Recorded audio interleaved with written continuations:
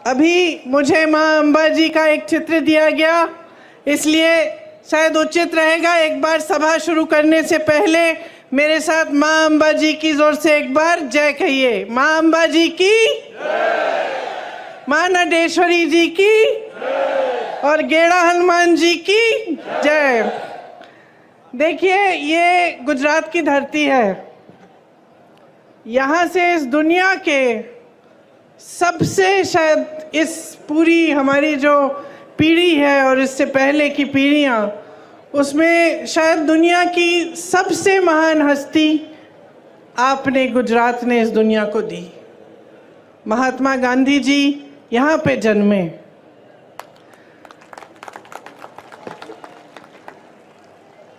श्री सरदार पटेल जी भी गुजरात के ही पुत्र थे। वीर रणछोड़ रबाड़ी जी भी इसी धरती के थे। ये सारे महापुरुष किस लिए लड़े? ये सारे महापुरुष आपकी आज़ादी के लिए लड़े। ठीक है, ये पुरानी बात है। 70 साल निकल गए, बीत गए, हमारा देश आज़ाद है, स्वतंत्र है। हमारे देश में एक संविधान बना, इसी लड़ाई से उभरा। जितने भी हमारे स्वतंत्रता सेनानी थे, जितने बड़े बड़े महापुरुष रहे, चाहे पटेल जी हो, चाहे गांधी जी हो, नेहरू जी हो, सब ने लड़कर, ब्रिटिश साम्राज्य से लड़कर हमारे देश को आज़ाद करवाया और हमें एक संविधान दिया। ये संविधान जो उन्होंने हमें दिया, इसका महत्व आपको समझना पड़ेगा। आज बहुत ही ज़रूरी है कि आप कुछ मूल बातें, जो गहरी बातें हैं हमारे देश की राजनीति के बारे में और अपने जीवन के बारे में, आप ठीक ढंग से समझें, ताकि जो निर्णय आप लेने जा रहे हैं चुनाव में, वो आप सोच समझ के और सारी जानकारी लेके लें। जब हम संविधान की बात करते हैं, खास इसलिए हम आज ये बात उठा रहे हैं क्योंकि भाजपा के कई नेताओं ने, जो चुनाव लड़ रहे हैं, कुछ मंत्रियों ने, देश भर में जो घूम रहे हैं, उन्होंने कहा कि अगर भाजपा फिर से जीतेगी तो संविधान बदला जाएगा।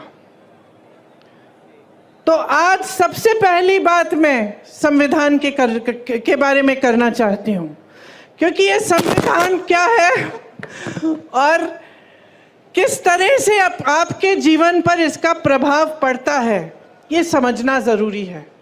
संविधान से आपको अधिकार मिलते हैं। सबसे बड़ा अधिकार ये है कि आप वोट डाल सकते हो।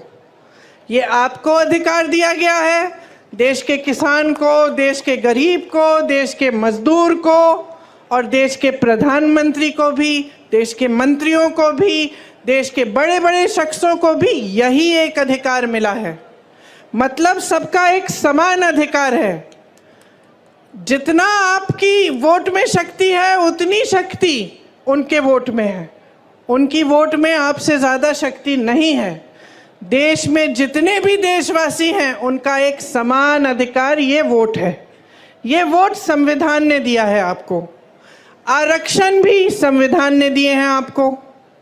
तो जो आरक्षण का अधिकार है कि किसी समुदाय को या किसी जाति को अगर लगता है कि ठीक ढंग से मौके नहीं मिल रहे हैं, काफ़ी सालों से उनके साथ अत्याचार हुआ है या शोषण हुआ है, तो संविधान कहता है कि आपको कुछ अधिकार मिलने चाहिए और आपको आरक्षण मिलना चाहिए। मतलब रोज़गार मिलता है तो आपके लिए कुछ रोज़गार आरक्षित हो, ये भी संविधान आपको देता है। तो ये दो बहुत बड़ी चीज़ें हैं जो आपको संविधान द्वारा मिलती हैं। इसके साथ साथ अगर आप किसी की आलोचना करना चाहें या किसी नेता से या राजनीतिक दल से सवाल उठाना चाहें कि क्या किया है मेरे लिए, ऐसा काम आपने क्यों किया, तो आप आंदोलन भी कर सकते हैं, आप खड़े हो सकते हैं, अपनी आवाज़ उठा सकते हैं। ये भी अधिकार आपको संविधान ने दिया है। अब जब ये लोग कहते हैं कि संविधान को बदलना चाहते हैं, तो इनका क्या मतलब है? इनका मतलब ये है कि जितने भी अधिकार आपको दिए गए हैं वो अधिकार कम करेंगे, उनको कमज़ोर किया जाएगा। क्योंकि अगर आप आज की राजनीति को देखें और समझें तो आपको स्पष्ट पता चलेगा कि पिछले 10 सालों में प्रधानमंत्री श्री नरेंद्र मोदी जी ने जो सबसे बड़ा काम किया है वो ये काम किया है कि जनता के अधिकारों को कमज़ोर किया है। एक ज़माने में, मैं हमेशा ये कहानी बताती हूँ, एक ज़माने में बड़े बड़े प्रधानमंत्री होते थे, वो आपके गांव आते थे, वो आपके घरों में आते थे, और जब आपके घरों और आपके गांव में आते थे तो आप अपना हक मांगते थे। मैंने खुद अपने पिताजी, अपनी दादी जी के साथ देखा है। मैं यूपी के किसी छोटे से गांव में गई, एकदम पिछड़े ज़िले में, जहाँ पे मेरा पहुँचना आज के दिन मुश्किल था क्योंकि बहुत लंबा सफ़र था गाड़ी से। रास्ते में हेलीकॉप्टर लिया, फिर गाड़ी ली, फिर पहुँची। और जब मैं एक गांव में गई तो एक छोटी सी बुढ़िया ने मुझे बताया, छोटी इसलिए क्योंकि इतनी बुढ़िया थी कि वो ऐसी झुकी हुई थी, उन्होंने मुझे बताया कि जब आपकी दादी जी आई थी तो जो खीर मैं आपको खिला रही हूँ ऐसी ही खीर बना के मैंने उनको खिलाया। मैं अपने पिताजी के साथ गांव जाती थी, उनके पीछे पीछे, तो अपने ही संसदीय क्षेत्र में जब वो किसी के घर में चले जाते तो अगर कोई सुविधा नहीं मिली होती, या पानी नहीं आ रहा है, या उस ज़माने में वो इंडिया मार्क 1 लगता था, वो नल नहीं लगा है, या सड़क नहीं बनी है, तो डांट खाते थे।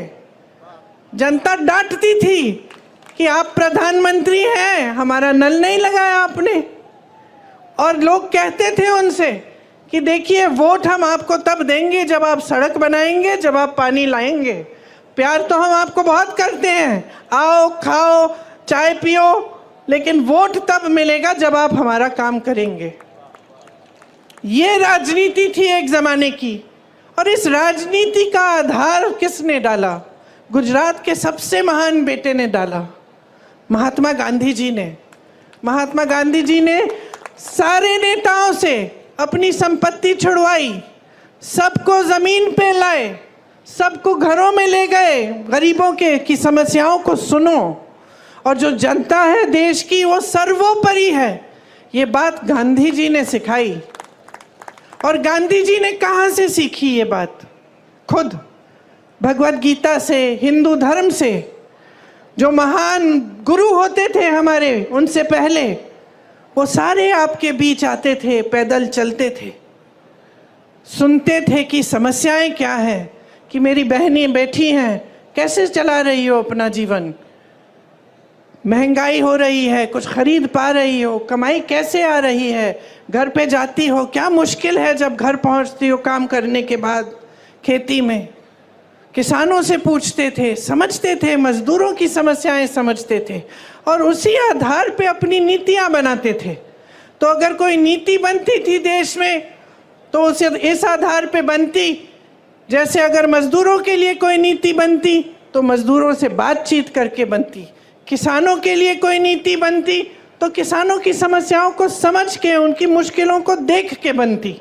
इसीलिए जो हमारी परंपरा है कांग्रेस पार्टी में, जो जिस परंपरा की नींव महात्मा गांधी जी ने डाली और जिस परंपरा के तहत हमारे सारे प्रधानमंत्रियों ने काम किया, वो परंपरा ये थी कि नीतियां आपके लिए बनी, जो आपकी सुविधा के लिए बनती है, जो आपको आगे बढ़ाने के लिए बनती है, वही नीति सही है। लेकिन बहनों और भाइयों, आज के जो प्रधानमंत्री हैं, ज़रा उनकी कार्यशैली को आप देखिए। गुजरात ने उनको सब कुछ दिया, उनको सम्मान दिया, स्वाभिमान दिया, उनको आगे बढ़ाया, उनको सत्ता दी। आज प्रधानमंत्री बने, 10 सालों से प्रधानमंत्री हैं। जब जब आप उनको देखते हैं तो आप मुझे खुद बताइए, आप टीवी पे उनको देखते हैं कि नहीं? देखते हैं टीवी पे, देखते हैं ना, दिखते हैं। कहाँ दिखते हैं आपको? बड़े मंचों पे दिखते हैं, बड़े बड़े प्रधानमंत्रियों के साथ दिखते हैं, दूसरे देशों के राष्ट्रपतियों के साथ दिखते हैं ना, बड़े बड़े खरबपतियों के साथ दिखते हैं, सेठों के साथ दिखते हैं।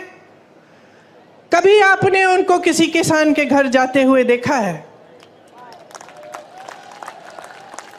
कभी आपने उनको किसी गरीब के घर में जाते हुए देखा है? मैंने यूपी में काम किया पिछले 5 सालों से। वहां पे उनका संसदीय क्षेत्र है। उनके संसदीय क्षेत्र वाराणसी में भी प्रधानमंत्री जी किसी एक गरीब के घर नहीं गए हैं। कभी नहीं पूछा है इन 10 सालों में कि भाई तुम कैसे हो। किसानों के लिए नीति बनाते हैं, किसान आंदोलन करता है। लाखों किसान 4 किलोमीटर दूर उनके घर से बैठते हैं, आंदोलन करते हैं। महीनों के लिए उनकी बिजली काटी जाती है, पानी काटा जाता है, 600 शहीद होते हैं किसान, लेकिन वो 4 किलोमीटर दूर चल के हमारे प्रधानमंत्री उनसे मिलने के लिए नहीं आते हैं। जब उनको पता चलता है कि चुनाव आ रहा है और ये किसान आंदोलन कर रहे हैं, हमें वोट नहीं मिलेगा, तब चुनाव के 2 महीने पहले वो कानून बदल देते हैं। ये है उनकी कार्यशैली। वो मेरे भाई को शहजादा बोलते हैं। मैं उनको बताना चाहती हूँ, ये शहजादे 4000 किलोमीटर पैदल चले हैं। कन्याकुमारी से कश्मीर तक आपकी समस्याओं को सुनने के लिए चले हैं। मेरी बहनों से मिले हैं, मेरे भाइयों से मिले हैं, किसानों से मिले हैं, मजदूरों से मिले हैं और सबसे प्यार से मिलकर पूछा है कि तुम्हारे दिल में क्या मुश्किलें हैं, तुम्हारे जीवन में क्या समस्याएं हैं, उनको हम हल कैसे कर सकते हैं। और एक तरफ आपके शहंशाह नरेंद्र मोदी जी महलों में रहते हैं। आपने कभी टीवी पे उनका चेहरा देखा है? एकदम साफ सुथरा सफेद कुर्ता, एक दाग नहीं है धूल का, एक बाल इधर से उधर नहीं हो रहा है। वो कैसे समझ पाएंगे आपकी मजदूरी, आपकी खेती? कैसे समझ पाएंगे? कैसे समझ पाएंगे कि आप किस दलदल में धंसे हुए हो? महंगाई से आप दब चुके हो। हर तरफ महंगाई। मेरी बहनें, मिट्टी के का तेल आज कितने का है? सब्जी खरीदने जाती हो, मिलती है क्या? तुम भाव क्या है उसका? पेट्रोल डीजल का दाम क्या है? मेरे किसान भाइयों, किस तरह से गुजारा कर रहे हो? खेती के हर सामान पे जीएसटी है, हर सामान महंगा हो चुका है। मेरी बहनें, अगर कोई त्योहार होता है, कुछ खरीदना पड़ता है, नए कपड़े, बच्चों के लिए कोई वर्दी खरीदनी पड़ती है, फीस भरनी पड़ती है, कोई बीमार पड़ जाता है, इलाज करना पड़ता है, तो क्या हालत होती है आपकी? ये मोदी जी नहीं जान सकते, क्योंकि मोदी जी अब अपने महल में बंद हैं, सत्ता से घिरे हुए हैं। उनके आसपास जितने भी लोग हैं उनसे डरते हैं, उनको कोई कुछ कहता नहीं है, और अगर कोई आवाज़ उठा भी ले तो उस आवाज़ को दबाने की कोशिश होती है। आज उनको ये नहीं पता है कि आप कितनी समस्याओं से जूझ रहे हैं। आप देखिए, यहाँ राजपूत समाज की महिलाओं का कितना अपमान किया गया। मोदी जी ने क्या किया? क्या हटाया उस प्रत्याशी को? हटाया उस प्रत्याशी को? आपकी मांग क्या थी? आपकी मांग ये थी कि हटे, आपको अपमानित किया। मोदी जी ने सुनी आपकी बात? आपकी सुनवाई हुई? मैं आपसे वादा करती हूं बहनों कि अगर हमें मौका मिला, हम देश भर में आपकी बात हम फैलाएंगे, बताएंगे, और इस तरह का अपमान आपके साथ हम नहीं होने देंगे।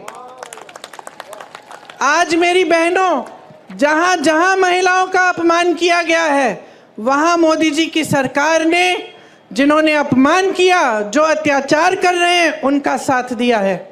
उनके पक्ष में खड़ी हुई है इनकी सरकार, आपके पक्ष में नहीं।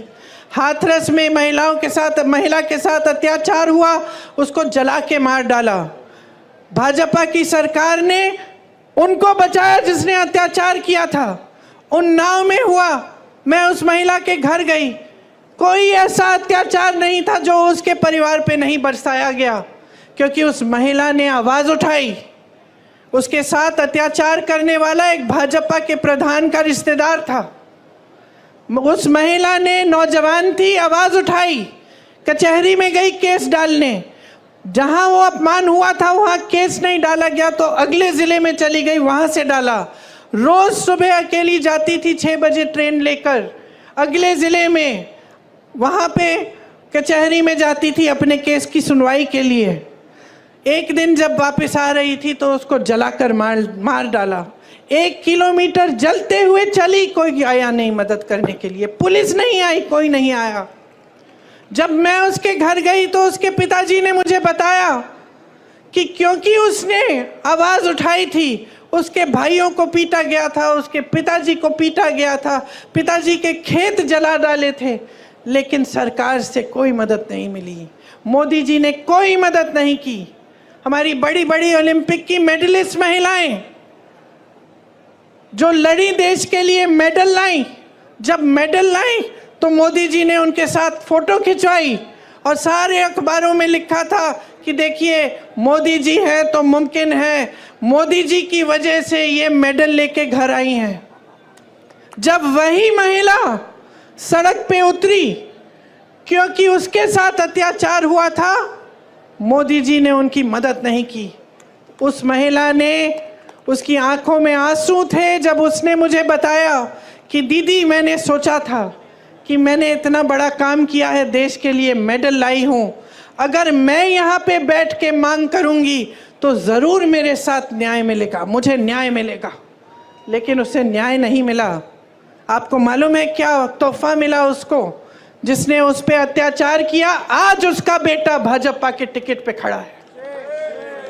जिस तरह से जिसने यहाँ पे आपकी महिलाओं का अपमान किया, उसके बेटे को टिकट दिया, उसी तरह से उत्तर प्रदेश में इसके बेटे को भी टिकट दिया। ये है नरेंद्र मोदी जी की सरकार की असलियत। और जैसे मैंने कहा, घिरे हुए हैं सत्ता से, अब आपको नहीं पहचानते, आपको नहीं जानते। बताइए, अगर गुजरात की जनता से कटे नहीं होते तो यहां से चुनाव क्यों नहीं लड़ रहे हैं? गुजरात से क्यों चुनाव नहीं लड़ रहे हैं? इतनी दूर जाकर वाराणसी में क्यों लड़ रहे हैं? क्योंकि कट चुके हैं आपसे। आपसे जो फायदा निकलना था बहनों और भाइयों, निकाल लिया। आपने सत्ता दी, मुख्यमंत्री बनाया, कई बार बनाया, यहां उनको सत्ता मिली, नाम मिला, आपके समर्थन से उनको सम्मान मिला, यहां से चले गए प्रधानमंत्री बनने, आपको भूल चुके हैं और आपसे कट चुके हैं। ये किसानों की धरती है, यहाँ अनार, आलू, जीरा पैदा करते हैं आप। आपसे पूछना चाहती हूँ, मोदी जी की 10 साल सरकार है, आपको न्यूनतम समर्थन मूल्य मिलता है इसके लिए? नहीं मिलता। जो आपका कोऑपरेटिव सेक्टर है, अमूल, बनास डेयरी, ये किसने खड़ा किया? आपको याद है? कांग्रेस के ज़माने में खड़ा हुआ ये सेक्टर। और आज प्रयास क्या है? भाजपा के नेता इसका कब्जा करने की कोशिश कर रहे हैं। ये आपकी संपत्ति है, ये आपके लिए बनाया गया सेक्टर, ताकि आप फूले फले, आप आगे बढ़ें, ताकि यहाँ के किसान आगे बढ़ें। भावनगर में गौचरों की ज़मीन पर भी इनके नेताओं ने कब्जा किया है। ये आपकी ज़मीन है, कोई रोक नहीं रहा है इनके नेताओं को। जहाँ कुछ मिल रहा है वहाँ हाथ मार रहे हैं। समझ लीजिए क्या हो रहा है आपके साथ। कांग्रेस पार्टी ने एक न्याय पत्र निकाला है। इस न्याय पत्र का आधार जो है वो मेरे भाई ने जो ये 4000 किलोमीटर चले थे, ये उस वही जब आपसे बातें की उन्होंने, आपकी समस्याएं समझी, वही आधार बना इस न्याय पत्र के लिए। मतलब वो समझे कि आपके साथ अन्याय हुआ है, किसानों के साथ, मजदूरों के साथ। तो उन्होंने एक ऐसा घोषणा पत्र निकलवाया हमारी पार्टी से जिसमें आपके लिए सारी सुविधाएं हैं। और इससे पहले, इस चुनाव से पहले, जहां जहां प्रदेशों में चुनाव हुआ है, हमने जो घोषणा पत्र में लिखा है वो करके दिखाया है। आज अगर आप कर्नाटका की महिलाओं से पूछेंगे कि सरकार ने आपके लिए क्या किया, तो वो बताएंगी कि हमें हर महीने 2000 रुपये मिलते हैं और हम बस की यात्रा मुफ्त में करते हैं। अगर आप छत्तीसगढ़ के किसानों से पूछेंगे कि कांग्रेस की सरकार ने क्या किया आपके लिए, तो वो बताएंगे कि हमारे कर्ज माफ़ कराए और अच्छे गौठान बनाए जिसमें से हमें नौकरी मिली, और हमारे जानवरों का जो गोबर है वो गोबर सरकार ने खरीदा ताकि हमारी आमदनी बने। इसी तरह से आपके लिए हम कुछ गारंटी लाए हैं और उसमें किसान भाइयों के लिए आपका जो MSP है, जो न्यूनतम समर्थन मूल्य है, वो एक कानून बनेगा। मतलब आपका अधिकार बन जाएगा, कानून के तहत आपको मिलना ही होगा। ऐसा हो ही नहीं पाएगा कि जो आप यहाँ पे आलू उगाते हैं, जीरा उगाते हैं, उसका न्यूनतम समर्थन मूल्य आपको मिले ना। आपके कर्ज माफ के लिए एक स्थायी आयोग बनेगा जिसके तहत जब भी आप कर्ज में अगर आप डूब रहे हैं और आपको मदद की ज़रूरत है, आप उस आयोग में जा पाएंगे और आपके कर्ज की माफ़ी की बात होगी और उसकी समस्या हल होगी। खेती के सारे सामानों पे आज GST दे रहे हो, हमारी गारंटी है कि खेती के सारे सामानों से हम GST हटा देंगे। आपके फसल का नुकसान होता है, भुगतान मिलता है? नहीं मिलता है, मोदी जी नहीं देते भुगतान। हम कह रहे हैं कि जब फसल का नुकसान होगा तो 30 दिन के अंदर अंदर आपको भुगतान मिलेगा। भूमिहीनों को जमीन मिलेगी और हर जगह पूरे देश भर में न्यूनतम मजदूरी 400 रुपए की होगी। मतलब 400 रुपए से कम मजदूरी के पैसे आपको कोई नहीं दे पाएगा। अगर देगा तो कानून का उल्लंघन करेगा। मेरी बहनें, मैंने महंगाई की बात की, मैं जानती हूँ और समझती हूँ कि आप पर कितना बोझ है। जो समाज है उसका बोझ भी आप उठाती हो, समाज की परवरिश भी आप करती हो। जब अपने बच्चों को बड़ा करती हो, मेहनत से उनकी हर चीज़ देखती हो, बच्चा बीमार पड़ता है उसका इलाज, बुखार होता है उसकी देखभाल, खाना खाया कि नहीं खाया, पढ़ाई की कि नहीं की, स्कूल जा रहा है ठीक से कि नहीं जा रहा है, ये सारे काम आप करते हो अपनी नौकरी या अपने रोज़गार या अपनी खेती के अलावा। तो आप बाहर जाती हो, काम करती हो, घर आती हो और काम करती हो। इसीलिए आपके लिए हमने सोचा है कि जो परिवार की सबसे बड़ी महिला है उसको हमारी सरकार 8,500 रुपये हर महीने दिलवाएगी। ये पैसे सीधे आपके खाते में जाएंगे, मतलब कि 1 साल में आपको 1 लाख रुपए मिलेंगे। और 50% जितने भी सरकारी नौकरियां हैं उसमें से 50% महिलाओं के लिए आरक्षित रहेंगी। पहले के आरक्षण है उसी के तहत। तो ये हमने आपके लिए सोचा है। और आंगनवाड़ी, आशा बहुएं और जो मिड डे मील्स में महिलाएं काम करती हैं, केंद्र का जो योगदान है आपके मानदेय के लिए वो बढ़ाया जाएगा, दुगना किया जाएगा ताकि आपका मानदेय बढ़ जाए। तो सबके लिए हमने कुछ सोचा है, क्योंकि देखिए आज के ज़माने में आप जब मेहनत करके अपने बच्चों की परवरिश करते हैं तो आपके सामने अन्य मुश्किलें आती हैं।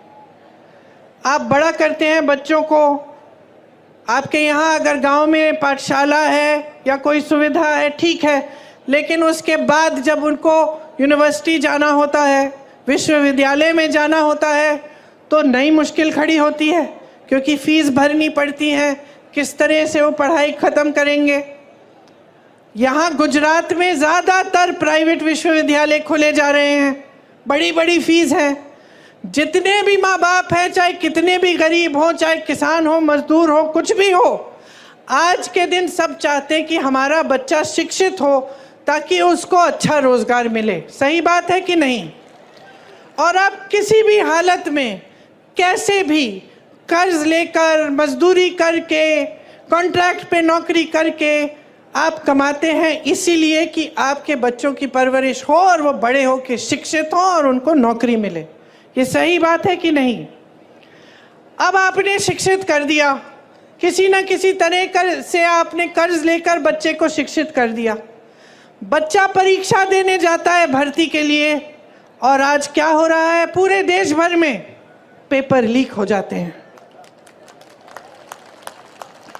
पेपर लीक हो जाते हैं। जो फीस आपने ट्यूशन के लिए भरी है, जितनी मेहनत बच्चे ने की है, सारी ऐसे ही गवाई जाती है। उसको पता नहीं होता कि फिर से पेपर देना है, शायद उसमें भी लीक हो जाए। कितने साल इंतज़ार करना पड़ेगा, या कुछ महीनों बाद फिर से इम्तिहान देना पड़ेगा। मानसिक तनाव होता है, कुछ पता नहीं होता कि भविष्य में नौकरी मिलेगी नहीं मिलेगी। मैं ऐसे बच्चों से मिली हूँ जिन्होंने भर्ती की परीक्षा दी और सालों के लिए इंतज़ार करते रहे। एक बार दी, 2 बार दी, 3 बार दी, एक सूची भी निकल आई, उसमें भी नाम था, रोज़गार नहीं आया मिला, क्योंकि लीक पे लीक होते गया, घोटाले पे घोटाले होते गए। जीपीपीएससी का इधर पेपर लीक हुआ, टैट का टीचर का पेपर लीक हुआ। 10 सालों में जब से इनकी सरकार है, 14 से ज़्यादा पेपर लीक हुए हैं। तो अब क्या करें नौजवान? भर्ती का इम्तिहान है, पेपर लीक हो रहा है, रोज़गार दे नहीं रही है सरकार। मोदी जी की सरकार में 30 लाख रोज़गार के पद खाली पड़े हुए हैं, 30 लाख केंद्र सरकार में। आप नौजवान यहाँ खड़े हो, यहीं पे हज़ारों खड़े होंगे जिनके पास रोज़गार नहीं है। वहाँ 30 लाख पद खाली हैं, वो पद भरे नहीं गए हैं। तो पद खाली हैं, नौजवान खाली हैं, लेकिन आप पद नहीं भर रहे हैं। आपका ध्यान कहीं और है, सरकार का ध्यान रोज़गार बनाने में नहीं है। तो ये परिस्थिति है कि जब आपको रोज़गार नहीं मिलता तो फिर आउटसोर्सिंग और कॉन्ट्रैक्ट पे ही रोज़गार मिलता है, और आप सब वही करते हैं, क्योंकि और कोई चारा नहीं है, कोई स्थायी रोज़गार नहीं मिल रहा है। अब मैं आपको समझाना चाहती हूँ कि ये स्थायी रोज़गार क्यों नहीं मिल रहा है। एक तो हुई खेती की बात। एक ज़माने में खेती में भी रोज़गार मिलते थे, लेकिन जब से इतनी महंगाई आई है, किसान खुद कमा नहीं पा रहा है। तो जब किसान खुद कमा नहीं पा रहा है, तो वो कैसे रोज़गार दिलवाएगा अपनी खेती में? तो फिर वो भी कम मजदूर रखता है। वो भी कहता है कि जितना काम मैं खुद निपट सकता हूँ निपट लूँगा। तो खेती से रोज़गार कम हो रहा है। बड़े बड़े जितने भी सरकारी कॉरपोरेशन थे, जितनी सरकारी कंपनियां थीं जिससे आपको स्थायी रोज़गार मिलते थे, तकरीबन सभी की जो सब्सिडी है, जो सब्सिडरी हैं, उनको इन्होंने अपने खरबपति मित्रों को दे दिया है। आज देश का कोयला, देश की सड़कें, देश का पावर, देश के हवाई अड्डे, देश के बंदरगाह, सब इनके बड़े बड़े खरबपति मित्रों को दे दिए गए हैं। इनको आपकी संपत्ति थी, आपको रोज़गार मिलता था, आपको सुविधाएं मिलती थी, अब वो सारी संपत्ति बड़े बड़े खरबपतियों की हो गई है। अगर आपकी समस्याओं को ये सरकार समझती तो वो जानती कि यहाँ से रोज़गार मिलता है, नए नए रोज़गार बनते हैं। ये संपत्ति अभी खरबपतियों को देने से ये रोज़गार बंद हो सकते हैं, आरक्षण बंद हो सकते हैं, क्योंकि प्राइवेट हो गई वो नौकरी, वो रोज़गार। लेकिन आपके बारे में नहीं सोच रहे हैं। इनकी नीतियाँ बड़े बड़े खरबपतियों के लिए ही बन रही हैं। अगर आप ठीक ढंग से समझेंगे और देखेंगे तो हर स्तर पे ये हो रहा है। मैं रोज़गार की बात कर रही थी, एक और जगह थी जहाँ से रोजगार बनते थे, जो छोटे छोटे इंडस्ट्री, मध्यम साइज की इंडस्ट्री है, जो कोई मैन्युफैक्चरिंग करा रहा है, किसी ने अपना बिजनेस खोला है, किसी की दुकान है, उससे भी रोजगार मिलता था। लेकिन उसको इतने संकट में डाल दिया है नरेंद्र मोदी जी की नीतियों ने। नोटबंदी लाए पहले, उससे जितने भी छोटे और मध्यम के वर्ग के बिजनेस थे वो सारे, उनकी कमर टूटी। उसके बाद जीएसटी लाए और मुश्किलों में डाला, तो वहाँ से भी रोजगार बंद हो गए। तो स्थिति ये है आज देश में कि 10 सालों में रोजगार बनाने का काम नहीं किया गया है। इसीलिए आज आप इस परिस्थिति में हैं कि आज देश में 45 सालों में सबसे ज़्यादा बेरोजगारी आज है। आज 70 करोड़ नौजवान हमारे देश में बेरोजगार हैं। और जहाँ जहाँ अच्छी अच्छी स्कीमें थी या अच्छे अच्छे रोजगार थे, जैसे आपने देखा है सेना में था, उसको भी इन्होंने 5 सालों के लिए करके अग्निवीर जैसी स्कीम लाके उसको भी ख़त्म कर दिया। अब कोई जाना नहीं चाहता है, सेना में भर्ती नहीं होना चाहता, क्योंकि कहता है कि 5 साल बाद घर आ जाऊंगा फिर बेरोजगार होऊंगा। तो ये परिस्थिति है। सारी नीतियां बड़े खरबपतियों के लिए बन रही हैं। जो 30 लाख रोजगार जो खाली हैं, जो पद खाली हैं, हम कह रहे हैं हम उन सबको भरेंगे जब हमारी सरकार आई है। ये कांग्रेस पार्टी की गारंटी है। मैं नौजवानों को यहाँ खड़े हुए देख रही हूँ। अगर और जब आप स्नातक पास होंगे तो आपके लिए एक अप्रेंटिसशिप का प्रोग्राम लाएंगे हम। अप्रेंटिसशिप मतलब आपने देखा और सुना होगा कि जो अमीर लोग हैं, इनके बच्चे जब पढ़ाई ख़त्म करते हैं तो स्थायी रोज़गार मिलने से पहले उनको एक अप्रेंटिसशिप में डाला जाता है, जिसको इंटर्नशिप कह लीजिए, लेकिन उसमें वो कमाते हैं। तो हम आपके लिए ऐसी अप्रेंटिसशिप लाएंगे जो आज तक गरीब बच्चों के लिए उपलब्ध नहीं थी, जिसमें आप जब स्नातक पास होंगे आपको भी एक अप्रेंटिसशिप के प्रोग्राम में डाला जाएगा और आपको 1 लाख रुपए सालाना आप उससे कमा पाएंगे। आपके लिए 50,000 करोड़ रुपए का एक फंड बनेगा, जिससे अगर आप छोटे कारोबार अपने शुरू करना चाहेंगे आपको लोन मिलेगा और आप वो लोन लेके, आप वो पैसे लेके आप वो कारोबार शुरू कर सकेंगे। ये सिर्फ आपके लिए होगा, इसलिए ब्याज बहुत कम होगा इसका, क्योंकि हमारा प्रयास रहेगा कि हम छोटे और मध्यम बिजनेसों को खूब समर्थन दें ताकि खूब रोजगार बने और आप अपने कारोबार को, अपने बिजनेस को आगे बढ़ा पाएं। जहां तक महिलाओं की बात की, मैंने आपको ये भी बताना चाहती हूँ बहनें कि 25 लाख रुपए तक जितना भी इलाज है पूरे परिवार का, चाहे कोई भी सुविधा हो स्वास्थ्य की, वो आपको मुफ्त में मिलेगी।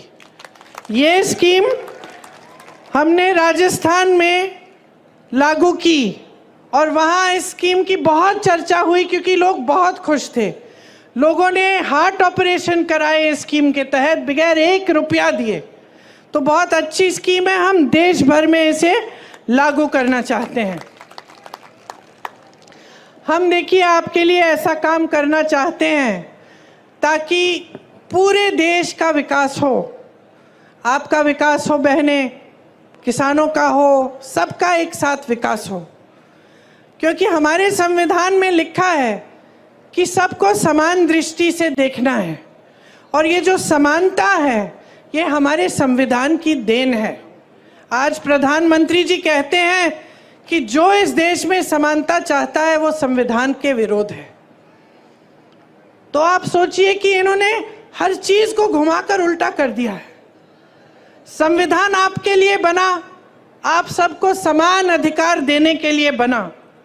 आज देश के प्रधानमंत्री खुद आपके सामने खड़े होकर कहते हैं कि जो समानता के लिए लड़ रहा है वो संविधान का विरोध कर रहा है। तो आप सोचिए कैसी कैसी गलत बातें आपको बताई जाती हैं और काम इनके कैसे हैं। आपको जल, जंगल और जमीन पे अधिकार दिए गए थे, संविधान ने दिए, कांग्रेस की सरकारों ने दिए। उन सब अधिकारों को कमजोर करने का काम इन्होंने किया है। पहले एससी, एसटी, ओबीसी और रिटायर्ड फौजियों को जमीन के पट्टे मिलते थे। आज मैं आपसे पूछना चाहती हूं, भाजपा की सरकार रही है 10 सालों से, आपको क्या पट्टे मिलते हैं? जैसे मैंने आपको कहा, तमाम सरकारी कंपनियों को प्राइवेट बनाने का काम किया है। इससे आरक्षण खत्म होते हैं, फिर से आपके अधिकार कमजोर होते हैं। सरकारी विश्वविद्यालयों में आपको अच्छी शिक्षा मिलती थी कम फीस में। जब प्राइवेट इतने सारे बनाते हैं और सरकारी विश्वविद्यालयों को कमजोर करते हैं, तो भी ये काम करते हैं कि आरक्षण भी कम होंगे और फीस भी ज़्यादा होगी। तो आप देखिए, ऊपर के जितने भी पद हैं, जो बड़े बड़े पद हैं, उसमें लैटरल एंट्री से ये पद दे रहे हैं, बाकी सब खाली रख रहे हैं। और जो नीचे के पद हैं, जो भर्ती के पद हैं, उसको खाली रख रहे हैं। तो ये सारे काम जो कर रहे हैं ना, ये इनकी एक नीति है। और ये नीति जो है, ये सबसे बड़ी इनकी नीति जो है कि सब कुछ बड़े बड़े खरबपतियों की सफलता और उनके आगे बढ़ने के लिए हो, और जो देश का गरीब है उसको 5 किलो का राशन पकड़ाओ और उसको बड़ी बड़ी बातें बताओ, मंच पे खड़े होकर बड़े बड़े इवेंट दिखाओ और उसी में निपट लो बस। उसके आगे कोई रोजगार देने की बात नहीं, विकास करने की बात नहीं, नए पाठशाला बनाने की बात नहीं, नए विश्वविद्यालय बनाने की बात नहीं, अस्पताल बनाने की बात नहीं। कहते हैं कि कांग्रेस ने 70 सालों में क्या किया। मैं इनसे पूछना चाहती हूँ, 10 सालों में आपने क्या किया? हमने IIM बनाए, IIT बनाए, एम्स बनाए, HAL बनाया, BHEL बनाया। आप नाम लीजिए, कांग्रेस ने बनवाया। भाखड़ा नंगल डैम बनवाया, आपका अमूल बनाया। इन्होंने क्या बनाया? इन्होंने क्या बनाया? फूट फैलाई लोगों के बीच में, नफरत का बीज बो दिया, क्योंकि उस नफरत के बीज से उन्हीं की सत्ता बढ़ेगी। आपसे जब जब आते हैं चुनाव के समय आपसे बात करने के लिए, तो क्या बातें करते हैं? आए थे अभी 2-3 दिन पहले, मैंने सुना उनका भाषण। चुनाव है हिंदुस्तान में, बात हो रही है पाकिस्तान की।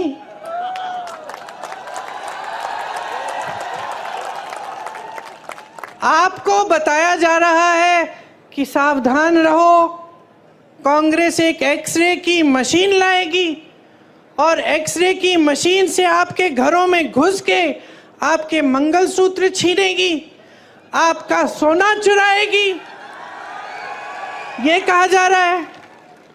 देश के प्रधानमंत्री हैं, इतनी स्तरविहीन बातें। आपने देश का प्रधानमंत्री चुना ताकि देश का सम्मान रखें, पूरा देश देखे कि ये हमारे प्रधानमंत्री हैं, ये अच्छी सुलझी हुई बातें करते हैं, सभ्य बातें करते हैं, क्योंकि यही हमारी देश की सभ्यता रही है।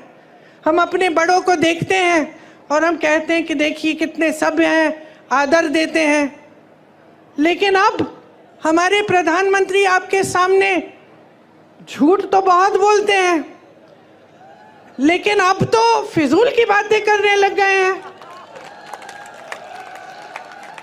पहले झूठ तक सीमित था, अब अजीब अजीब सी बातें। आपकी 2 भैंसें हैं तो कांग्रेस एक भैंस चुरा लेगी।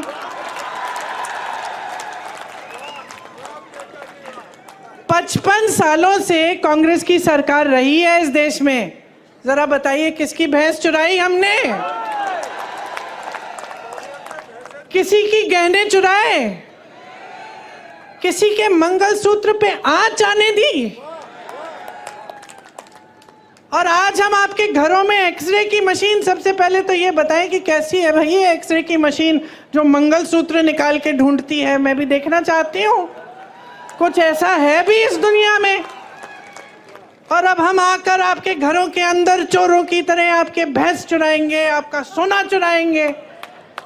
क्यों? क्योंकि उनका वो पुराना जो रट है वो चल नहीं रहा है। क्योंकि आज इस देश की जनता जाग रही है, क्योंकि आज इस देश की जनता कह रही है कि मेरे मंच पे आओगे तो मेरी काम की बात करो। आज इस देश की जनता कह रही है मुझे इस चुनाव को हिंदू मुसलमान पे नहीं लड़ना है, मुझे इस चुनाव को बिजली, पानी, रोजगार, महंगाई पे लड़ना है। आज इस देश की जनता कह रही है कि बहुत हो गया मोदी जी, बहुत हो गया, बहुत देख लिया आपकी नौटंकी, बहुत सुन लिया आपके भाषण, लेकिन आपके भाषणों में एक लफ्ज हमारे लिए नहीं रहा। आज देश की जनता कह रही है कि मोदी जी हमें बताइए, 10 साल से हमने आपको पूरी सत्ता दी, उस सत्ता का क्या किया आपने? क्या आपने हमारे जीवन में आप तरक्की लाए कि नहीं लाए? और जनता को दिखने लगा है कि 10 साल बीत गए, बहुत बड़ी बड़ी बातें, क्या था वो, सबका साथ सबका विकास, ऐसी बात। किसका विकास हुआ? बैठे हो ना, विकास हुआ है आपका विकास हुआ है बहने। तो बस हवा में बड़ी बड़ी बातें हुई हैं और आपने शानदार इवेंट, ये तो मैं बोलती हूँ, बड़े शानदार इवेंट बनाए इन्होंने। हर 2-2 महीने एक शानदार इवेंट। सिर्फ मोदी जी दिख रहे हैं और कुछ दिख नहीं रहा है, वही सफेद कुर्ता, कोई धूल नहीं, कुछ नहीं, सब दूर हैं उनसे, अकेले चल रहे हैं। अब अकेले ही हो गए हैं। अब ये जनता जो है ना, उनका अकेलापन देख रही है और उनके अकेलेपन का हर रोज प्रमाण देख रही है। ये जो बातें होती है ना कि आपकी भैंस चुरा लेगी कांग्रेस, ये उसी का प्रमाण है। कोई सच्चाई नहीं बता रहा है, अकेले बैठे हैं, सलाहकार भी झूठ बोल रहे हैं, सलाहकार भी सही बात नहीं बता रहे हैं। अजीब सी परिस्थिति बन गई है बहनों और भाइयों आज हमारे देश में। इसको पहचानो। एक सच्चाई आपको टीवी पे दिखती है, वो सच्चाई जो आपको दिखा रही है ना, ये समझ लो सारे टीवी के चैनल आज बड़े बड़े खरबपतियों के हैं, तो आपको अपनी सच्चाई नहीं दिखाएंगे। आपने कितने प्रोग्राम देखे हैं इस चुनाव के दौरान जहां कोई पत्रकार दुकान में जा रहा है और कह रहा है कि भाई आज टमाटर का दाम देखो, कि देखो कितनी महंगी है ये तेल, या ये गैस सिलेंडर कितना बढ़ चुका है, क्या लोग गुजारा कर पाएंगे? ये आप नहीं देखते किसी चैनल पे। किसी चैनल पे आप ये नहीं देखेंगे कि 70 करोड़ लोग इस देश में बेरोजगार हैं मोदी जी के राज में। ये बात, इस पे कोई रिपोर्ट नहीं देखेंगे। आप देखेंगे कि मोदी जी कौन से कपड़े पहनते हैं, मोदी जी किस प्रधानमंत्री से मिल रहे हैं, किस तरीके के आम खाते हैं, ये देखेंगे आप। क्योंकि आज मीडिया भी झुक गई है, सारे चैनल भी झुक गए हैं। पत्रकार एक समय में सवाल उठाता था, मुझे याद है मेरे पिताजी के समय में एक अखबार रोज 10 सवाल छापता था, प्रधानमंत्री से सवाल है ये। आपको याद होगा कैसे आक्रमण होती थी मीडिया, कोई घबराता नहीं था नेता, कहता था ठीक है सवाल पूछो जवाब देंगे। आज तो नेता इतने घबरा गए हैं ये कि जब इनका चुनाव आ रहा है तो इनके सामने जो प्रत्याशी खड़े हैं उनको घूस देके उनको बिठा रहे हैं। मैंने सुना है कि गृह मंत्री जी के संसदीय क्षेत्र में 16 प्रत्याशी ऐसे ही बैठ गए चुनाव से पहले, या तो डराए गए हैं, धमकाए गए हैं, या किसी को घूस दे दिया है और बैठ रहे हैं कि चुनाव ही ना हो। अरे इतने मजबूत गृह मंत्री हो, इतने बड़े प्रधानमंत्री हो, देश की पूरी सत्ता तुम्हारे पास है, सीट पे सीट तुम्हारी है संसद में, और एक चुनाव लड़ने से डर रहे हो? किस बात का डर है? खड़ा करिए 100 प्रत्याशियों को, हराइए उनको। यही तो चुनाव होता है, यही तो लोकतंत्र होता है। मंच पे खड़े होकर लोगों को झूठ बोलना नहीं होता है। मंच पे खड़े होकर लोगों को गुमराह करना या लोगों के जज्बातों को उभारना ताकि तुम्हें वोट मिल जाए, तुम सत्ता में रहो, तुम्हारे बच्चे फूले फलें और जनता खाई में रहे, ये लोकतंत्र नहीं है। तो मैं यहां किस लिए आई हूं? मैं यहां इसलिए आई हूं कि आपको मैं बताऊं कि आप इन नेताओं को जवाबदेही बनाओ, वो पुरानी परंपरा वापस लाओ, वो पुरानी परंपरा वापस लाओ सरदार पटेल जी की, महात्मा गांधी जी की, जिसमें नेता जनता को पूजता है, जनता को भगवान मानता है, जनता को डराता धमकाता नहीं है, जनता को खाई में नहीं छोड़ता, जनता के आंसू पोंछता है, उसकी नई नई समस्याएं पैदा नहीं करता ताकि और आंसू बहाए। समझ लीजिए, जो संविधान ने आपको दिया है, जो वोट का अधिकार है, वो एक बहुत बड़ा औजार है आपका। हल्के में मत लीजिए इस औजार को। आज भाजपा ने एक और काम किया है, बड़ा काम। अपनी पार्टी को सबसे धनवान पार्टी बनाया है पूरी दुनिया में। आज पूरी दुनिया में सबसे पैसे वाली पार्टी कौन सी है? एक रिपोर्ट आई है, मुझे मालूम नहीं कि कितनी सही है, लेकिन लगभग मुझे लगता है कि सही होगी। 60,000 करोड़ रुपए इन्होंने खर्चे हैं। किस पे?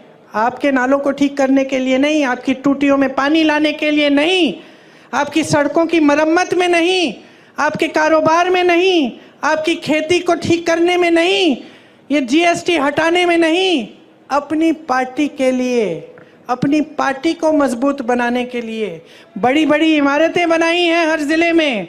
इनके जो ऑफिस हैं इतने बड़े बड़े, बड़ी बड़ी इमारतें, सबको थोड़ा थोड़ा वेतन दे रहे हैं, जो भी उनके लिए काम कर रहा है उनकी पार्टी के लिए। कोई मुफ्त में नहीं करता। यहाँ हमारे बेचारे सेवा दल के जो कार्यकर्ता हैं और जो कांग्रेस के कार्यकर्ता हैं, इनसे पूछो ये जनता की सेवा करते हैं तो मुफ्त में करते हैं या इनको वेतन देते हैं? हम बदनाम किया हमें और सबसे अमीर पार्टी बन गए वो। कहते हैं कि आज तक उन पे भ्रष्टाचार का कोई आरोप नहीं लगाया। कैसे लगाएंगे? कैसे लगाएंगे? ये जो मीडिया जो हर रोज आरोप लगाती थी हमारी सरकारों पे, ये तो झुक गई है एकदम। लिख के देखिए, आप हंस रहे हैं, जरा कल लिख के देखिए, कोई बड़ा घोटाला निकालिए, देखते हैं क्या होता है। ईडी आएगी, सीबीआई आएगी, गिरफ्तार हो जाओगे, पड़े रहोगे जेल में, कोई मदद नहीं करेगा। और 56 इंच का सीना है इनका, एक आलोचना नहीं सुन सकते, एक आलोचना नहीं सुन सकते। बड़प्पन तो उसमें होता है जो दुनिया भर की आलोचना सुन सकता है लेकिन काम करते रहता है। राहुल गांधी को देखो, क्या नहीं बोला उसके बारे में, क्या क्या नहीं कहा। सीना तान के चला ना कन्याकुमारी से कश्मीर, कोई रोक पाया उसे? मणिपुर से मुंबई तक चला, कोई रोक पाया उसे? नहीं रोक पाया, क्योंकि सच्चाई लेके चला अपने दिल में, क्योंकि इस देश के सत्य को ढूंढने निकला। झूठों से भरपूर भाषण और राजनीति नहीं की उसने। आज ये कहते हैं कि किसी ने आरोप नहीं लगाया, लो मैं लगा देती हूं आरोप। देखिए, इन्होंने ये एक स्कीम लाए, मोदी जी खुद। स्कीम का नाम था इलेक्टोरल बॉन्ड। इलेक्टोरल बॉन्ड की स्कीम ये थी, देखो कैसी स्कीम, कि जो भी किसी राजनीतिक दल को चंदा देगा उसका नाम गुप्त रहेगा। किसी को पता नहीं चलना चाहिए कि अडानी जी ने कितना दिया, अंबानी जी ने कितना दिया और किसी और ने क्या दिया। ये थी स्कीम। खूब चंदा लिए, अपनी पार्टी को तो दुनिया की सबसे अमीर पार्टी बना दिए, 60,000 करोड़ खर्च भी दिए अपनी पार्टी पे। अब किसी ने केस डाल दिया, तो सुप्रीम कोर्ट में केस आया, न्यायाधीशों ने देखा, कहा ये तो बड़ी गलत स्कीम है। राजनीतिक दल जनता की सेवा का काम करता है, उसे जो चंदा देता है उसका नाम तो पारदर्शी होना चाहिए, जनता को मालूम होना चाहिए कि भाई इन्होंने इतना दिया, इन्होंने इतना दिया और किसको दिया। अब मोदी जी की सरकार ने सबसे पहले तो बोला कि भाई हमें सूची ही नहीं मिल रही, बहुत मुश्किल है निकालना, अभी चुनाव के समय नहीं निकलेगी। फिर डांट लगी न्यायाधीशों से, निकली सूची, और सूची में क्या नहीं निकला, किस किस से चंदा लिया। गुजरात में जो पुल गिरा था उसके बनाने वाले से चंदा लिया। आपको वैक्सीन लगी थी, टीका लगा था कोविड का, हाथ उठाओ किस किस को लगा। मुझे भी लगा, 2-2 बार सबने लिया, सर्टिफिकेट मिली ऐसी। किसका चेहरा था उस पे, किसका था? शहंशाह जी का चेहरा था।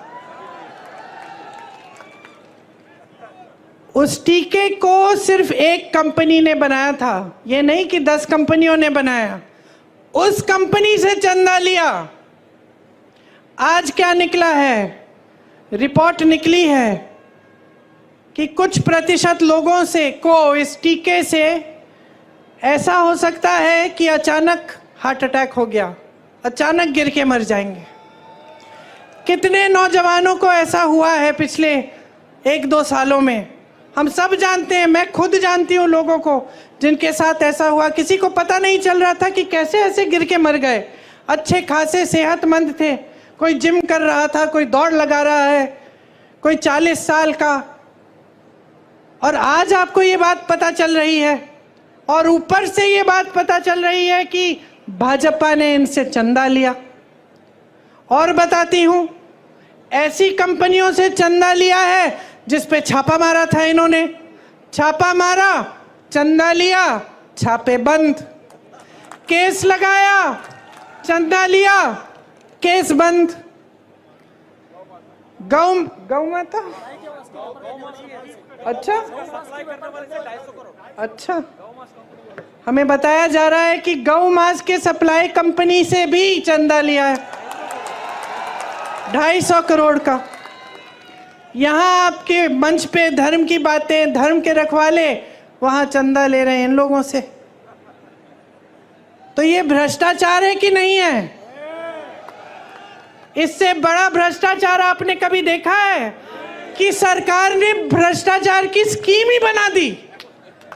एक जमाने में भ्रष्टाचार होता भी था तो छुपके चोरी से होता था, अब भ्रष्टाचार खुलेआम स्कीम के तहत हो रहा है, इलेक्टोरल बॉन्ड।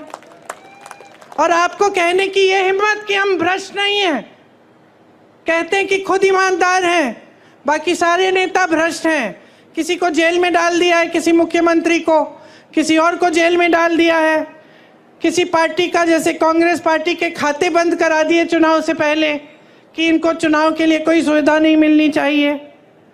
अपनी पार्टी को इस कदर वॉशिंग मशीन बना दिया है, धुलने वाली, जो कपड़े धोने वाली मशीन होती है ना, कपड़ा डालो, गंदा कपड़ा अंदर डालो, निकालो तो साफ निकलता है। इसमें क्या होता है, इनकी पार्टी में नेता चले जाता है, पहले कहते हैं भ्रष्ट है, इसके 70,000 करोड़ का स्कैम है, उसका ये घोटाला है, उसने इतना चोरी किया, फिर कहते हैं आइए आपका स्वागत, हमारी पार्टी में आइए। जैसे ही वो नेता उनकी पार्टी में चले जाता है तो कहते हैं कि बिल्कुल ठीक, इसने तो कुछ किया ही नहीं है, ये तो साफ हो गया, ये तो बहुत ईमानदार आदमी है। तो ये चल रही है राजनीति देश में आज। चुनाव लड़ने की हिम्मत नहीं हो रही है, लोगों को बिठाया जा रहा है, पैसे खिलाए जा रहे हैं प्रत्याशियों को, मुख्यमंत्रियों को जेल में डाला जा रहा है। तो अब देखिए, आप पर निर्भर है आपका भविष्य। आपको लगता होगा कि ये जो बड़े बड़े नेता मंच पे बैठते हैं ये हमारा भविष्य तय करते हैं। कुछ हद तक ये बात सही है, लेकिन सिर्फ कुछ हद तक। सच्चाई ये है कि आप अपना भविष्य तय करते हो। आपका भविष्य आपके हाथों में है। मेरी बहनें, आप जब वोट डालने जाती हो ना, तो 5 सालों के लिए आपके जीवन में क्या होने वाला है इसका आप ये तय करने जाती हो कि आपके गांव में, आपके परिवार में तरक्की आएगी कि नहीं, इसलिए अपना वोट डालती हो। तो इसको हल्के में बिल्कुल नहीं लेना है। सब पढ़ो, सुनो, जानकारी लो, नेताओं की बातें सुनो। कौन यहाँ आकर आपकी बात कर रहा है, कौन गंभीर बात कर रहा है और कौन हल्की बात कर रहा है, कौन भैंसों की बात कर रहा है कि कोई चुराएगा और कौन कह रहा है कि 30 लाख रोजगार आपको दिलवाएंगे। 10 सालों में अगर कुछ किया होता तो ये चुनाव खुशी से उन 10 सालों की कामयाबी पे लड़ सकते थे, लेकिन ये चुनाव इस पे नहीं लड़ रहे हैं। जैसे जैसे चुनाव आगे चला जा रहा है, पहले धर्म की बातें, अब चोरी करने की बातें, पाकिस्तान की बात भी आ गई है। अब जैसे जैसे आगे बढ़ेंगे और ये 1 महीना निकलेगा चुनाव का, तो आप देखते रहना। कोई गांव में बैठा हुआ चाय की दुकान में ऐसी बातें करता तो आप हंस पड़ते, हंसते कि नहीं? अगर कोई कहता कि भाई कोई नेता आके तुम्हारे घर में एक्सरे से तुम्हारे गहने निकालेगा और तुम्हारी भैंस चुरा ले जाएगा, तो क्या कहते? हंसते। अब प्रधानमंत्री वही बात कर रहे हैं तो हंसो ना, हंसो, बोलो ठीक है, ये हास्य बात है, प्रधानमंत्री जी हल्की बात कर रहे हैं, हमें अपनी काम की बात सुननी है। और इन नेताओं को मजबूर करो, हमारी तरह मजबूर करो सब नेताओं को, चाहे वो कांग्रेस के हों, भाजपा के हों, किसी भी पार्टी के हों, मजबूर करो कि चुनाव में आपके सामने आए तो आपकी बात करें।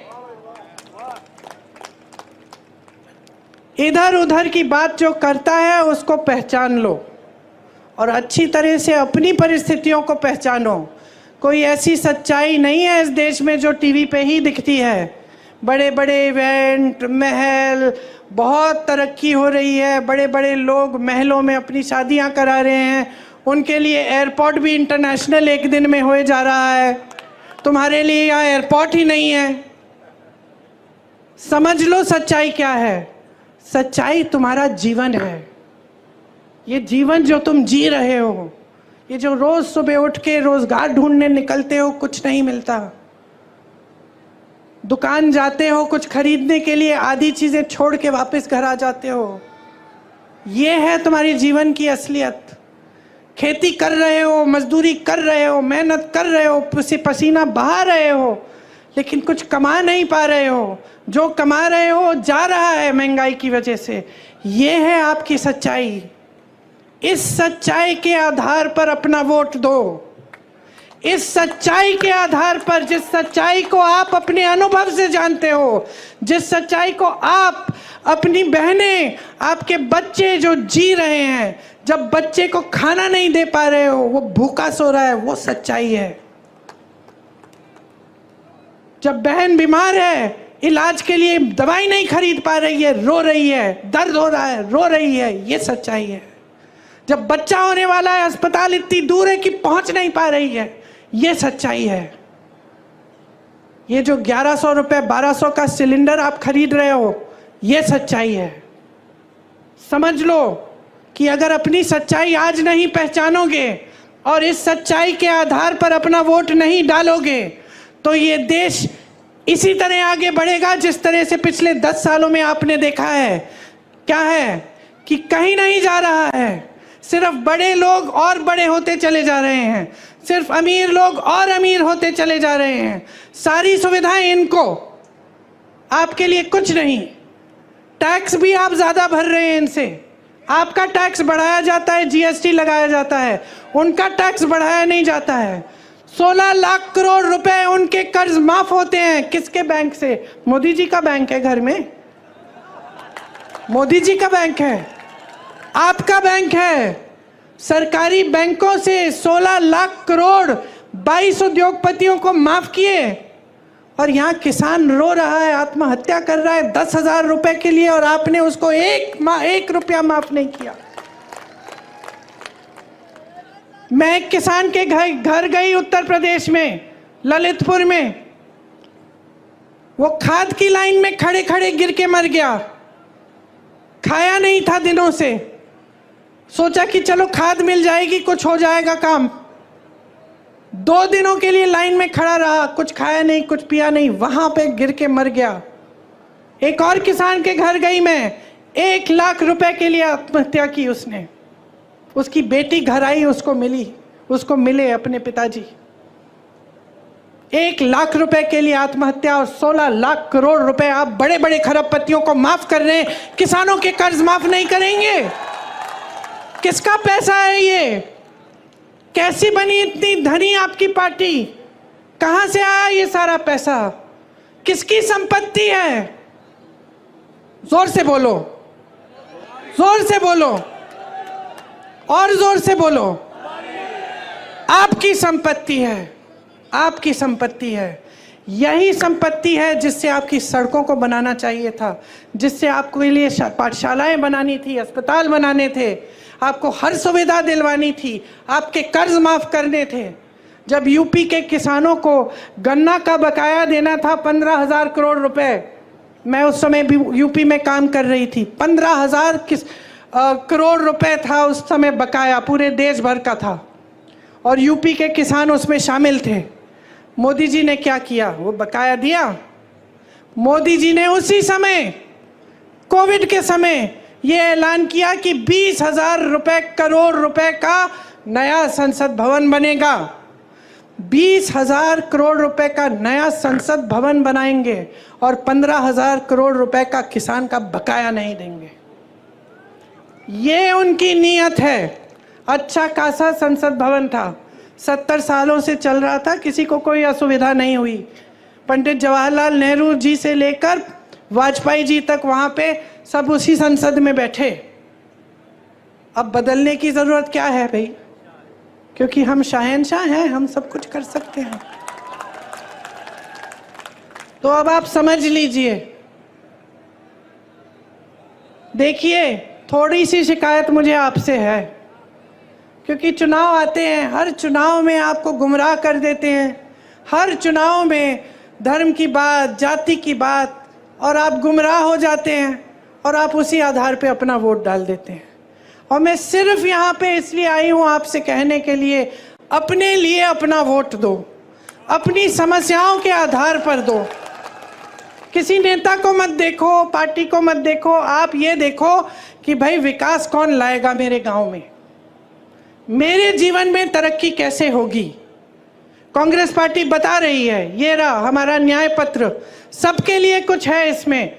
अगर आपको शक है, आपको लगता है कि सिर्फ चुनाव के लिए कह रहे हैं ये लोग, तो पता करो, कोई जानकार है जिसको आप जानते हो, जो कर्नाटका में रहता हो, या फिर राजस्थान में, जो पिछली सरकार में राजस्थान में था, या जिसने बघेल जी की छत्तीसगढ़ में सरकार देखी, पूछो क्या ये सच है कि जो कांग्रेस ने गारंटी दी थी वो लागू है तुम्हारे प्रदेश में?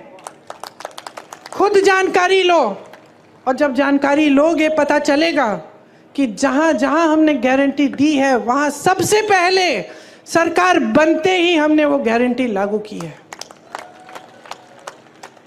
हम उस राजनीतिक परंपरा से आते हैं जिसका सबसे महान बेटा आपका बेटा था। महात्मा गांधी जी की राजनीतिक परंपरा से आते हैं। सत्य की परंपरा है, इससे बड़ी हिंदू धर्म में कोई परंपरा नहीं है। जितने भी भगवान हैं, जितने भी गुरु हैं, जितने भी संत रहे, सबने हमें यही कहा, सत्य के पथ पर चलो। उसी पथ पर महात्मा गांधी जी चले, उसी पथ पर कांग्रेस पार्टी चली। हाँ, हो सकता है कि कभी 55 साल सरकार रही कि कुछ गलतियां हुई, लेकिन उसमें भी सुधार लाए। आज हम एक नई चेतना के साथ आपके सामने आए हैं, क्योंकि हम देख रहे हैं कि जो देश में हो रहा है वो गलत है। हम चाहते हैं कि वो पुरानी परंपरा, हमारी सत्य की परंपरा, सेवा की परंपरा, आपके प्रति हर नेता को समर्पित करने की परंपरा आज फिर से देश में लागू हो। तो मैं बहुत लंबी बातें कर चुकी हूँ। आशा है मैं जानती हूँ आपने बहुत ध्यान से सुना, लेकिन आशा है कि जिस दिन आप वोट डालने जाएंगे, कहाँ है मेरी बहन, आइए,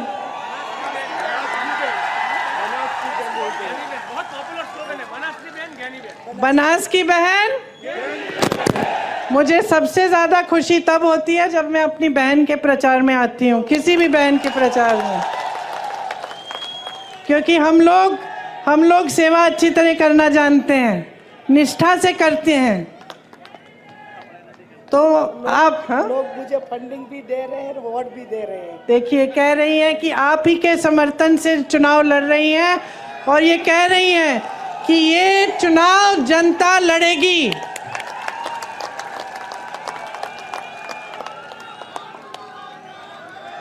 मैं भी इन्हीं के साथ हूं। आप इनको भारी से भारी बहुमत से जिताइए ताकि आपकी सेवा पूरी हो और आपकी सेवा अच्छी तरह हो। आपको बहुत बहुत धन्यवाद। बहुत धूप है, आपने बहुत ध्यान से चुपचाप से मेरी बातें सुनी। आशा है, जैसे मैं कह रही थी, कि जिस दिन आप पोलिंग पे जाएंगे 2 मिनट लेकर मेरी बातों को याद करो कि मैंने सही कहा कि नहीं, कि मैं आपकी भलाई की बात कर रही हूँ कि नहीं, और अब मेरी बातों के आधार पर और अपने अनुभव के आधार पर अपना वोट दो।